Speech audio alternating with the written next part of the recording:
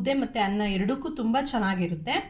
ಇದು ಹೊಸ ರುಚಿ ಏನಲ್ಲ, ಆ್ಯಕ್ಚುಲಿ ತುಂಬ ಹಳೆ ರುಚಿ ಅಂತಲೇ ಹೇಳ್ಬೋದು. ಅದಕ್ಕೆ ನೋಡಿ ನಾನಿಲ್ಲೊಂದು 4 ಬದನೆಕಾಯಿ ತೊಗೊಂಡಿದ್ದೀನಿ, ಮೀಡಿಯಮ್ ಸೈಜ್ ಆಗಿರೋ ಅಂಥದ್ದು. ಈ ಥರ ಅದನ್ನು 1/4 ಈ ಥರ ಕಟ್ ಮಾಡ್ಕೊಂಡಿದ್ದೀನಿ. ಇದನ್ನು ಒಂದು ಸ್ವಲ್ಪ ಬೇಯಿಸ್ಕೋಬೇಕು. ನಮ್ಮ ಮನೆಗೆ 4 ಬದನೆಕಾಯಿ ಸಾಕಾಗತ್ತೆ. ಇದು ನೀವು ಸಾಂಬಾರು ಕ್ವಾಂಟಿಟಿ ಎಷ್ಟು ಬೇಕೋ ಅದು ನೋಡಿಕೊಂಡು ಜಾಸ್ತಿ ಮಾಡ್ಕೋಬೋದು, ನಿಮ್ಮ ಮನೇಲಿ ಎಷ್ಟು ಜನ ಇದ್ದಾರೆ ನೋಡಿಕೊಂಡು. ಉಪ್ಪೇನು ಹಾಕಿಲ್ಲ, ಸ್ವಲ್ಪ ನೀರು ಹಾಕಿದ್ದೀನಿ. ಈಗ ಇದನ್ನು ಒಂದು 2 ವಿಷಲ್ ಕೂಗಿಸ್ಕೊಳ್ತೀನಿ, ಆಮೇಲೆ ಸಾಂಬಾರನ್ನ ಮಾಡ್ಕೊಳ್ಳೋಣ. ಇನ್ನು ಯಾರೆಲ್ಲ ನನ್ನ ಚಾನಲ್ನ ಸಬ್ಸ್ಕ್ರೈಬ್ ಮಾಡ್ಕೊಂಡಿಲ್ಲ ಫ್ರೆಂಡ್ಸ್, ಪ್ಲೀಸ್ ನನ್ನ ಚಾನಲ್ನ ಸಬ್ಸ್ಕ್ರೈಬ್ ಮಾಡ್ಕೊಳ್ಳಿ. ನಾನು ಮಾಡೋವಂಥ ರೆಸಿಪೀಸ್ ನಿಮ್ಗೆ ಇಷ್ಟ ಆದರೆ ಲೈಕ್ ಮಾಡಿ, ಶೇರ್ ಮಾಡಿ. ಈಗ ಈ ಬದನೆಕಾಯಿಗಳನ್ನ ಬೇಯಿಸ್ಕೊಂಬಂದಿಗಳನ್ನ ಬೇಯೋದ್ರೊಳಗೆ ನಾವು ಈ ಸಾಂಬಾರ್ಗೊಂದು ಸಣ್ಣದಾಗಿರುವಂಥ ಒಂದು ಮಸಾಲೆ ಮಾಡ್ಕೋಬೇಕು, ಅದನ್ನು ಮಾಡ್ಕೊಳ್ಳೋಣ. ನೋಡಿ, ಅದಕ್ಕೆ ಅಂತ ಮಾಮೂಲಿ ಯಾವ ಪಾತ್ರೆಯಲ್ಲಿ ಸಾಂಬಾರು ಮಾಡ್ತೀರೋ ಅದೇ ಪಾತ್ರೆ ಇಟ್ಕೊಂಡಿದ್ದೀನಿ. ಅದಕ್ಕೆ 1 ಸ್ಪೂನಷ್ಟು ಎಣ್ಣೆನ ಸೇರಿಸ್ತೀನಿ. ಸ್ವಲ್ಪ ಎಣ್ಣೆ ಸಾಕು, ಇದೊಂದು ಹುರ್ಕೊಳ್ಳೋದಕ್ಕಷ್ಟೇ. ಇದಕ್ಕೆ ಚಿಕ್ಕದಾಗಿರೋವಂಥ ಒಂದು ಈರುಳ್ಳಿ ಸೇರಿಸ್ತೀನಿ. ಹಾಗೆಯೇ 1 ಎಸಳಷ್ಟು ಕರಿಬೇವಿನ ಸೊಪ್ಪು ಸೇರಿಸ್ತೀನಿ. 1 ಸ್ಪೂನಷ್ಟು ಜೀರಿಗೆ ಸೇರಿಸ್ತೀನಿ. ಇದನ್ನು ಒಂದು ಸ್ವಲ್ಪ ಫ್ರೈ ಮಾಡ್ಕೊಳ್ಳೋಣ. ಈರುಳ್ಳಿ ಎಲ್ಲ ಒಂದು ಸ್ವಲ್ಪ ಚೆನ್ನಾಗಿ ಕೆಂಪಾಗಬೇಕು. ಇದು ರುಬ್ಕೊಳ್ಳೋದಕ್ಕೆ ಮಾಡ್ತಾ ಇರೋವಂಥ ಮಸಾಲೆಗೆ ಹುರ್ಕೋತಾ ಇರೋದು. ಬದನೆಕಾಯಲ್ಲಿ ನಾವು ಯಾವಾಗಲೂ ಯೂಶ್ವಲಿ ಎಣ್ಣೆಗಾಯಿ ಮಾಡ್ತೀವಿ. ಆ ಎಣ್ಣೆಗಾಯಲ್ಲೇ ತುಂಬ ವೆರೈಟೀಸ್ ಮಾಡ್ತಾ ಇರ್ತೀವಿ. ಈ ಥರ ಒಂದು ಸಲ ಸಾಂಬಾರು ಮಾಡಿ, ಅದು ಕೂಡ ತುಂಬ ಟೇಸ್ಟಿಯಾಗಿರುತ್ತೆ. ಈರುಳ್ಳಿ ಕರಿಬೇವೆಲ್ಲ ನೋಡಿ ಸ್ವಲ್ಪ ಚೆನ್ನಾಗಿ ಫ್ರೈ ಆಗಿದೆ. ಈ ಟೈಮಲ್ಲಿ ಸ್ಟವ್ನ ಆಫ್ ಮಾಡ್ಕೊಳ್ತೀನಿ.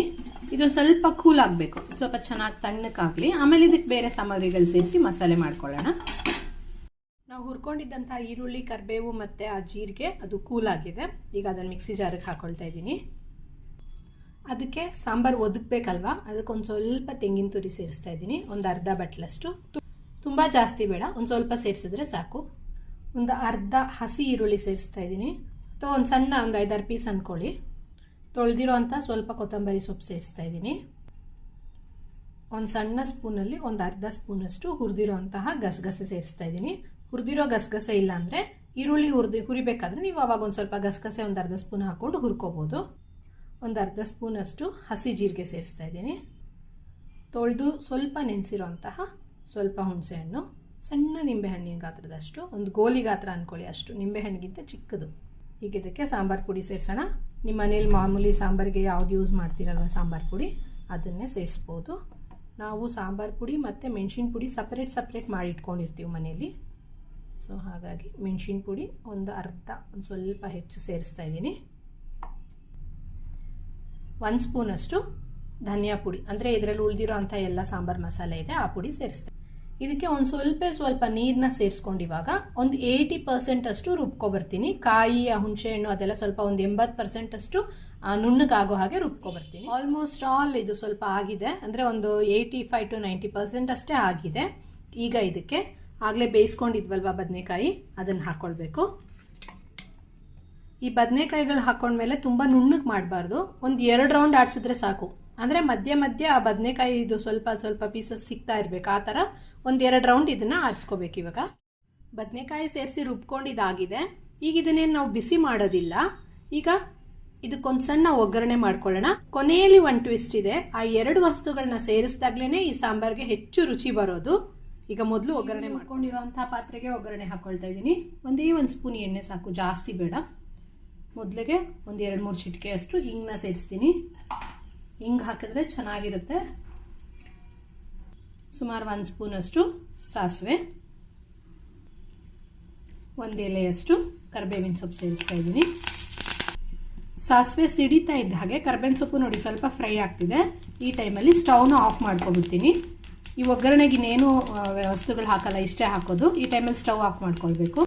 ಸ್ಟವ್ ಎಲ್ಲ ಆಫ್ ಮಾಡಿ 1 ನಿಮಿಷ ಕೂಲ್ ಆದಮೇಲೆ ಇದಕ್ಕೆ ರುಬ್ಬಿಟ್ಕೊಂಡಿರೋ ಅಂತಹ ಈ ಬದನೆಕಾಯಿ ಇದು ಮತ್ತು ಈ ಮಸಾಲೆ ಎಲ್ಲ ಇತ್ತಲ್ಲ, ಇದನ್ನು ಸೇರಿಸ್ಕೊಳ್ತೀನಿ. ಸ್ಟವ್ ಹಚ್ಚಿ ಬಿಸಿ ಮಾಡೋ ಅವಶ್ಯಕತೆ ಏನಿಲ್ಲ. ಇದಕ್ಕೆ ಸಾಂಬಾರು ಯಾವ ಕನ್ಸಿಸ್ಟೆನ್ಸಿ ಬೇಕು ನೋಡಿಕೊಂಡು ಸ್ವಲ್ಪ ನೀರನ್ನ ಸೇರಿಸ್ಕೋಬೇಕು. ತುಂಬ ತೆಳ್ಳಗೆ ಮಾಡಿಕೊಂಡ್ರೆ ಚೆನ್ನಾಗಿರಲ್ಲ. ಚಟ್ನಿಗಿಂತ ಇನ್ನು ಸ್ವಲ್ಪ ತೆಳ್ಳಗಿರೋ ಅಂಥ ಒಂದು ಕನ್ಸಿಸ್ಟೆನ್ಸಿಯಲ್ಲಿ ಮಾಡಿಕೊಂಡ್ರೆ ಸರಿ ಹೋಗುತ್ತೆ. ಬದನೆಕಾಯಿ ಬೇಯಿಸೋದಕ್ಕೆ ಹಾಕೊಂಡಿರೋ ಅಂಥ ನೀರನ್ನೇ ಬೇಕಾದರೆ ಯೂಸ್ ಮಾಡ್ಕೊಳ್ಬೋದು.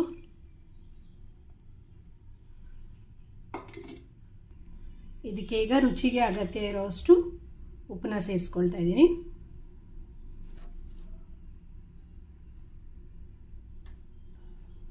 ಇದನ್ನು ಸ್ವಲ್ಪ ಚೆನ್ನಾಗಿ ಮಿಕ್ಸ್ ಮಾಡ್ಕೊಳ್ತೀನಿ. ನೋಡಿ, ಮುದ್ದೆಗೂ ಚೆನ್ನಾಗಿರುತ್ತೆ ಈ ಥರ ಕನ್ಸಿಸ್ಟೆನ್ಸಿ. ಬೇಕಿದ್ರೆ ಒಂದ್ಸಲ ಯಾವಾಗಾದರೂ ಚಪಾತಿ ಕೂಡ ಟ್ರೈ ಮಾಡ್ಬೋದು. ಒಂಥರ ಬದನೆಕಾಯಿ ಚಟ್ನಿ ಥರನೇ ಇರುತ್ತೆ. ನಾವಿದಕ್ಕೆ ಬದನೆಕಾಯಿ ಬಜ್ಜಿ ಅಂತ ಹೇಳಿ ಕರಿತೀವಿ. ತುಂಬಾ ಚೆನ್ನಾಗಿರುತ್ತೆ. ಇದೇ ಥರ ಹೀರೆಕಾಯಿ ಬಜ್ಜಿ ಮತ್ತು ಕಾಯಿ ಬಜ್ಜಿ ರೆಸಿಪೀಸ್ ಕೂಡ ನನ್ನ ಚಾನಲ್ನಲ್ಲಿದೆ. ಆ ವಿಡಿಯೋ ಲಿಂಕ್ನ ನಾನು ಡಿಸ್ಕ್ರಿಪ್ಷನ್ ಬಾಕ್ಸಲ್ಲಿ ಕೂಡ ಹಾಕಿರ್ತೀನಿ. ನಿಮ್ಗೆ ಇಂಟ್ರೆಸ್ಟ್ ಇದ್ದರೆ ನೀವು ಹೀರೆಕಾಯಿ ಬಜ್ಜಿ ಮತ್ತು ಕಾಯಿ ಬಜ್ಜಿ ರೆಸಿಪಿ ಕೂಡ ನೋಡ್ಬೋದು. 1 ಅವರ್ ಅಥವಾ 2 ಅವರ್ಸ್ ನೆನೆಸಿರೋ ಅಂತಹ ಕಡಲೆಬೇಳೆ ಸೇರಿಸ್ತಾ ಇದ್ದೀನಿ. ಇದು ಬೇಯಿಸಿಲ್ಲ, ಹಸಿ ಕಡಲೆಬೇಳೆ, ನಾರ್ಮಲ್ ನಾವು ಒಗ್ಗರಣೆಗೆ ಯೂಸ್ ಮಾಡ್ತೀವಲ್ವ ಕಡಲೆಬೇಳೆ, ಅದನ್ನು ನೆನೆಸಿರೋ ಅಂಥದ್ದು.